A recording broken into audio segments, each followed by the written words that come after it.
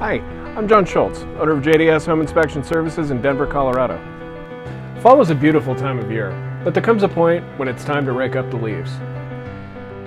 This can be a bit of a pain, but it's vitally important to keeping your grass healthy.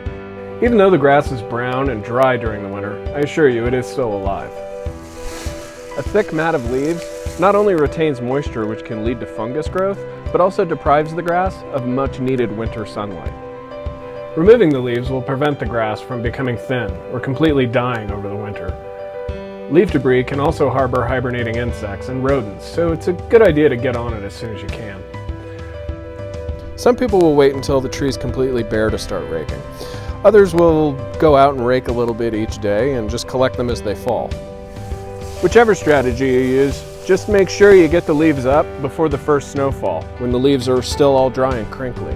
This will not only make them easier to rake, but it's going to save your back when you're carrying around big, heavy trash bags full of leaves.